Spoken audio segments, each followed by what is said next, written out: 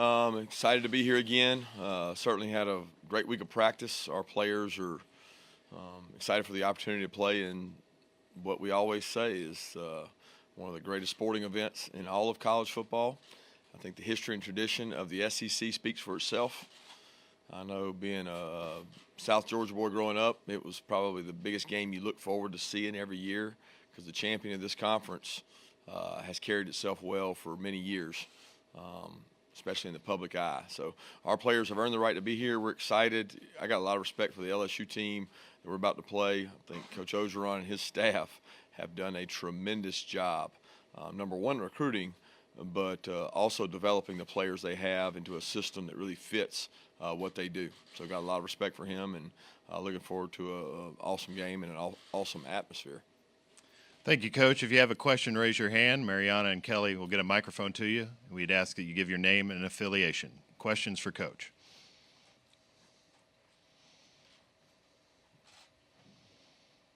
Okay, we've got one back over here to our left, Coach. Brandon Adams from Dog Nation. You've got some freshmen you play on defense, some wide receivers as well. Given this is the 13th game of the season, how much do you see growth from them? How different as a freshman at the end of the year in a game like this than from where things started? Well, they got a lot more confidence from the first game, but you do always say, okay, this game's a pretty big game, and how does that impact those guys? And each year we've been here, we've had freshmen that have gotten better throughout the year and I think have developed throughout the year. I think back to last year defensively, I know we had guys play major roles towards the end of the season, and then that's kind of been the same way this year defensively with several guys having an impact throughout the year. And offensively, same way with the young group of wide receivers and the skill guys have been able to help us.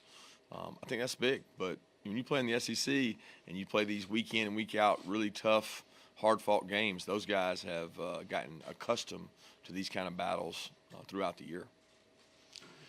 Okay, Kelly, we have one all the way here on the front row. We'll get a microphone to you.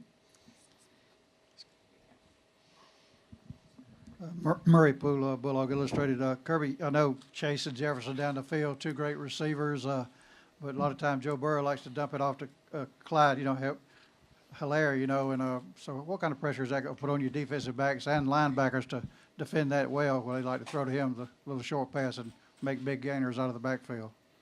Yeah, they got a lot of guys they can throw it to. The three you mentioned are tremendous, and they're really good at getting those three guys the ball. But they have so many weapons, and then, if you just so happen to cover them all, Joe Burrow is one heck of an athlete, and he can hurt you with his feet. So, I mean, it's a great opportunity. I mean, when you watch tape on them, you have nothing but respect for what they've been able to do, because I know the caliber of the defenses they're doing it against. Those are good defenses that they're out there putting up 40, 50, 60 points on, and they've done a tremendous job. Coach will go right in front of me, about 4 rows back. Hey, Kirby, Justin Felder, Fox 5 Atlanta. I remember you spoke after the Florida game about spending some time with Jake, just kind of checking in on him. One, have you kind of continued that throughout the year? And two, how has Jake Fromm grown and progressed in your eyes through this season? Not to the level I haven't been able to continue. I mean, I see him every day at practice. We obviously share time together, but we haven't gone to lunch or do anything like that. With the schedule we've had, it's a little tough to keep. It's more of my free time comes on off weeks. But Jake's been a tremendous leader. He always has been. He shoulders blame and gives credit, and I think that's what strong leaders do. He's a tremendous person, and He's done a great job with our offense of making sure they're in the right football play, and I don't think everybody understands the pressure that he carries and the burden that he carries to do a lot of that each game. He does a lot of film work and a lot of film study to do that, and I'm really proud of the way he's been able to handle everything this year. Okay, we'll go right in front of me again, second row. Hey, Coach. Jacques Doucet, WAFB-TV in Baton Rouge. When I've heard you speak of Coach Orgeron, you spoke very highly of him. It seems like coaches generally have a high respect for one another. Can you speak to the job he's done after what happened at Ole Miss and how a lot of people counted him out after that? Yeah, I mean, you could say this. In the coaching profession, everybody has respect for Coach O. Number one, he's a great person. He's fun to be around. He's an elite recruiter. I remember as a young coach, the first times that I ever heard of Coach O, you would hear stories, and they were just crazy stories. I mean, you heard all these things, and he's got such a charisma about him and a character about him that you enjoy being around him. I have the great fortune of every SEC meeting of having F on my left, Florida, and L on my right, Louisiana. So I get to sit between those two guys, and it's definitely a big contrast. And I enjoy getting to visit with Coach O. Okay, Coach, we'll go over to our right, third row. Dan Matthews, Dog Time, and 6A The Fan. Joe Burrow, when he was coming out of high school, did you know much about him? And I know when he was a graduate transfer, you weren't really in the market for him. But, I mean, was there any interaction with him during those times? No, I can't say that. I mean, we didn't really recruit him out of high school. And I actually think when he was coming out of high school, I may have been at Alabama. That was during the year he was getting recruited to go to Ohio State. And then, no, we did not recruit him as a grad transfer or wasn't aware of him coming out. But pretty amazing the talent that he has and how much he has developed. I mean, it goes to show you that a lot of these quarterbacks, they get better and better and better. And when the perfect quarterback meets the perfect system with some really good skill players around it, that's what you combine to get. We'll go back over to our left, about 5 rows back. Yeah, Brooks Austin with Sports Illustrated's Bulldog Maven. Kirby, I'm just curious, how important is it to have a guy like J.R. Reed, a vocal leader in the back end, that can correctly align guys and make sure they're in the proper situation, and especially against an offense like LSU's you're going to face tomorrow? Yeah, he's critical. I think that you always say that point guards are the leaders of the basketball team and things like that. Quarterbacks on offense, well, those safeties on defense are the guys that have to be your signal callers. They got to get the signal, then they got to take that signal and apply it to the formation, and then they got to apply the rules for that week, and they've got to put people in the right place and make signals back to the people in front of them. So there's a direct line of communication going on, and JR and Richard have been able to handle those things. And we put a lot of pressure on them because we want to give kids tools to be successful. And when you play a really good team like this, you can't line up in the same thing over and over. They certainly do a great job of exposing weaknesses. Okay, we're going to stay in the same spot, just right next to him. Coach Matt Trent, WBRZ TV in Baton Rouge. Every year you guys play Florida in these neutral site games, and that gives you a chance to play in these big stadiums.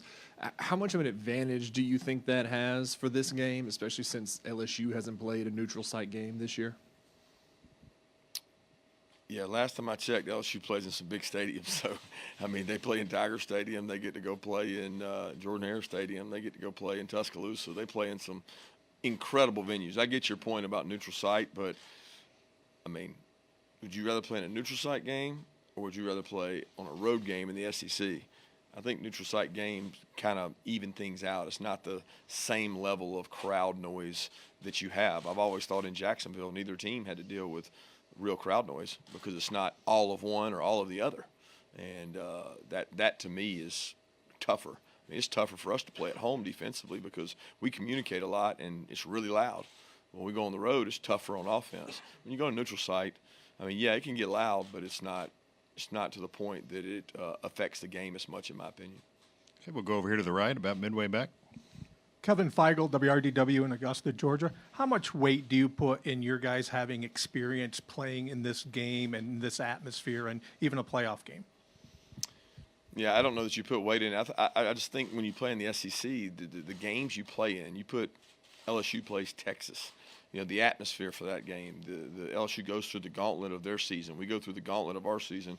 In the SEC, these games are essentially championship games every week. Because if you don't win them, you're not in the championship. So they're very competitive. It's really like another week that you've got to go out and perform and play because you're playing the best from the other side. So I don't get that there's a competitive advantage for either team having played in this kind of game or this venue. Okay, we'll go right up here front to Chip. Kirby, I guess I'll be the guy to ask that. What has DeAndre's progress been like this week, and do you feel like he'll be 100%, or if not, how close to 100% you think he'll be playing it? I think it's hard to measure from practice because at this point in the season, you don't go out there and do live drills and tackle and hit and do all those things. I mean, we practiced against each other, and he's practiced. He's done everything we've asked him to do. So I'm excited to see him go play and have an expectation that he'll play well. Okay, we'll go to the back right, in the back of the room. Emily Gagnon, CBS 46 Atlanta. With that said, Coach, I know throughout the season you've touched on this. Brian Herrien, just how pleased you've been with how he's progressed throughout the season, and just, I mean, he's a difference maker. Yeah, he's an incredible story of a kid that went from not even signing anywhere on signing date to coming to Georgia. And if I could count the number of carries he's gotten that weren't in a game, because he carried the ball so long when Nick and Sony were there, and he took so much pride in getting every carry. He was patient last year behind Holyfield and Swift, and he's earned his right, and he runs with a level of passion that I respect, and he's been a really good leader for our team. Okay, we'll go all the way in the back, right in front of me. Jamarcus Fitzpatrick with KALB in Alexandria. Coach, we talk a lot about LSU's offense and the way that they pass the ball, but how do you guys particularly plan on stopping the run game, especially with Clyde Edwards-Helaire? Well, Clyde Edwards-Helaire is one of the best backs I've seen in this conference. I mean, he's got a presence about him, ability to run pass routes, to break tackles. He does a tremendous job. They use him really well. He complements what they do because he is a pass receiver, and he's a tremendous runner. So, you know, it'll be a challenge. I have great respect for them, and they broke about every record there is in the SEC offensively, and it'll be a challenge for us. And I know our defense is excited about that opportunity. Okay, we'll go right here in front to Brooks. Hey, Brooks Capina from The Advocate. Last year you guys went against LSU. How much different is this team here, and what can you say about their turnaround as a full schematic team? Yeah, extremely different. I mean, you can see remnants, small elements, but the unique thing now is they're really just doing whatever they want to do. I mean, they don't have to do anything. They do what they want to do, and whatever they want to do, they've been really successful at in all the games. I mean, outside of maybe the Auburn game, they did whatever they wanted to do, whereas last year they were probably a little bit more predictable, and they wanted to be a little more run-oriented. They've gotten to where now it's, you know, they can do what they want to do offensively, and they've been successful doing that. Okay, we'll go here on the left on the aisle. The other day, Dabo Swinney made a comparison to his team's playoff resume compared to how the media and the selection committee treats your team's playoff resume. How much do you think an SEC team deserves the benefit of the doubt and a playoff conversation on the basis of the perceived depth of the league? Yeah, I think it's a great question. It's a great question for media and for talking heads, but it's not a great question for me because we have to go out on the field and play and perform, and that's really where I try to focus. So I try not to let any of that outside noise affect how we prepare. Okay, we're going to go here to our right in the second row. Hey, Kirby, Mark Weiser, Athens Banner Herald. You said you're excited to be here again. How routine does that get? What's it like to do it back to back to back? And how much does it raise the bar for you guys in terms of what you hope to get out of this end of the season? Well, I'm excited to be here because I love the venue. I love the opportunity to go play in it. It also means that you did something, you accomplished something, you won your division. I don't think you'll ever take that for granted. I think if you ask any SEC coach that's had the opportunity to come here, whether it was 2 years in a row, 3 years in a row, or whatever it was, it's earned. You earned that, and our kids have done that. So it's not something that we take lightly or take for granted. It is something that we expect to do, and we're going to always set that as a bar because for us, this is where you go to go take the next step, and that's important for us. Coach, we'll go over here to our left, third row.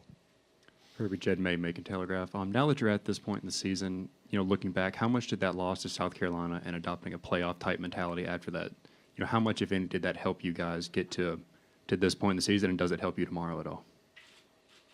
I don't know. I think we learned a lot about ourselves from that game, but, you say you play with your backs against the wall. Your back's against the wall every week because in this league and this really format of college football, it only takes one sometimes. And you lose control of the things around you if you don't perform well, and you start hoping and wishing on other people. So it probably was better for an awakening internally for some guys and for team members than it was the overall our backs are against the wall because you're in playoff mode every week in the SEC. Okay, we're going to stay over here on the left. Scott. Scott Rappley from the Baton Rouge Advocate. Kirby, what shaped you or influenced you from your early days as an assistant coach at LSU that you still carry on today? Man, those are some early days. It's my first, full-time coaching job in the SEC, and was really young. And coming into Nick's staff was an awakening in itself. It was an exciting. It was a year of growth for me, and I still relish the memories and the people. Every time we've played LSU, you see people that are still part of the program, and have a lot of respect for the LSU administration, the people that were there when I worked there, and it's a tremendous place. They love their football. Coach, we'll go back over here on the right, in the middle, third row. Dan Matthews again. Is it pretty remarkable what Joe Brady and Steve Ensminger have been able to do pretty much with just a fall camp and everything to be able to have the offense progress like it has, not only now, but even from the beginning of the season? Yeah, I mean, it's not a complicated system that they do. What it is it is some tremendous chess pieces that are doing it. When you add together a quarterback, a back, an offensive line that has 5 returning starters, and an unbelievable group of wide receivers, you can do a lot of things and be successful. What they're doing is putting a package together that matches exactly what you need. An athletic quarterback that can move around in the pocket, that can make plays, extend plays. I mean, he scrambles for first downs left and right. But then on top of that, you got a guy that can make good decisions when he's getting 5 out every play, and he's using the weapons he has. So, they don't sit there and beat people with scheme now. They don't go out there and say, okay, we're going to scheme this. They run very similar plays from different formations, but they're highly, highly efficient at doing it. Okay, we'll go right here in front of me, Brooks. Following up on that, it seems like they adjust well over 4 quarters. How difficult is it to confuse them and keep them from adjusting? Yeah, they've done well in the first quarters too. So, I mean, they score a lot of points throughout the game. So I do think they find good matchups, they find adjustments, they find things they can do. But there's been you don't have to adjust a lot when you're scoring at the rate they're scoring. Look, they're a high octane, very efficient, very effective. When you go through a breakdown and you're looking for more third downs and you can't find them, that's usually a sign somebody's pretty good, because they're not getting a third down very often. Okay, we'll go back over here to the right. Hey, Kirby, Augusta Stone, Red and Black. So you hear a lot about LSU's offense all the time, but what kind of challenges do you see that their defense poses for the offense, just from a perspective of LSU's defense, not exactly how Georgia's offense will perform? Yeah, they have an incredible group of guys who've played better and better and better. You can tell they're playing with a chip on their shoulder. The last 2 or 3 weeks, they have pass rush with a different dynamic. They're using their athletic guys to rush the passer. They've got a tremendous secondary that, we got to watch them. I got to see them more on tape. As we played Auburn and we played Florida, you could see the talent that LSU had in the secondary, because they were able to put their hands on people and cover, what we knew were 2 really good teams. And got a lot of respect for Dave Aranda and their staff, and they've got their guys playing really well now. Okay, we have 2 final questions over on this side. We'll start with Mike. Mike Griffith, Dog Nation. Yeah, Kirby, so much made of all the LSU star power. Your defense, is it oversimplifying to say it's a no-name defense, or are there some rising stars and guys that you would point to as keys for Georgia's season?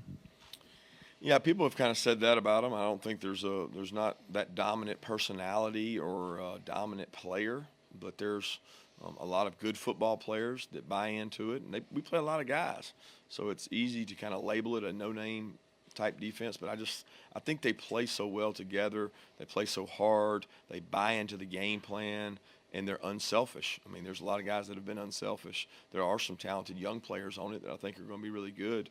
But for the most part, it's led by older players. Okay, we'll take one final question here in front on the left. Anthony Dasher, UGAsports.com. Coach, you just talked about LSU's offense and how they get off to a quick start in the first quarter. For your team, how imperative is going to be for you to kind of match that intensity, match what they're going to throw at you right off the bat? Well, it's always important. You want to get off to a good start. That's a big key to every game. You don't want to lose momentum early. You want to be able to maintain that and start out aggressive and handle it well. And, every coach wants to start that way. So a lot of that is how prepared are your kids, how well can you adjust in game, and how well can you handle adversity, because both teams will face adversity in this game, and a lot of that is how you respond to it.